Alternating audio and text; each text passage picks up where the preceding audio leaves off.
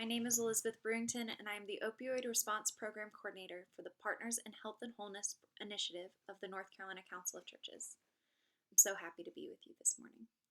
Today is our 15th day of our daily prayerful meditation series and the beginning of Holy Week. I'd like to start off our Holy Week reflections by thinking about Palm Sunday. Right now, it feels like we're in a time of paradoxes and unknowns. In order to be a healthier community, we must be apart. And we don't know how long this new normal will last. We've also reached a time in the church calendar which embodies those two feelings for me, Palm Sunday. And on the one hand, we are celebrating Jesus' coming into Jerusalem, at the same time knowing at the end of the week he's going to die. Jesus comes in a triumphal celebration fit for a king, yet rides in on a donkey, defying everyone's perception of what a king is.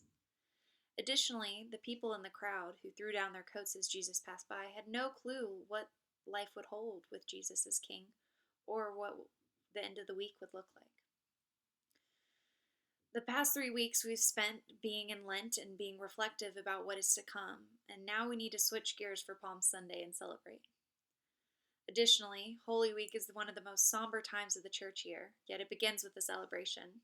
This is paradoxical and always seemed to confuse me. In the past, my church has celebrated Palm Sunday by recreating Jesus' arrival into Jerusalem. This usually involves processing around the church and singing and celebrating. It's one of our most joyous celebrations, and people bring flowers and palm fronds from home. An artist has even made an image of Jesus that we follow around the church. We throw down our coats for everybody to walk on and before entering the church. Then, as the service goes on, we grow more somber. The joy in the singing is lessened, and we end the service with a reading of the Passion of Christ. After the reading, members file out of the church in silence. My church usually does a potluck meal after each week's service as a way to come together and enjoy community. However, Palm Sunday is the only service where we forgo the community meal and go home.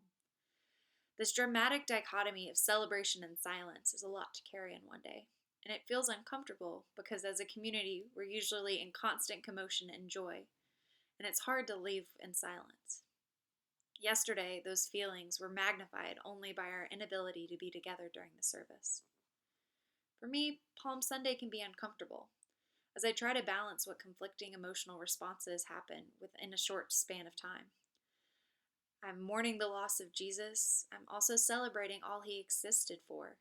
Feelings of uncertainty, hope, celebration, sadness, and promise are all coming up at the same time. I've never been good at sitting with conflicting emotions at once, and physical distancing only seems to heighten this problem. As a normal week goes on, I find myself feeling a mixture of all these complex emotions. So I remind myself, as I hope to remind you now, of the people throwing their coats down on Palm Sunday.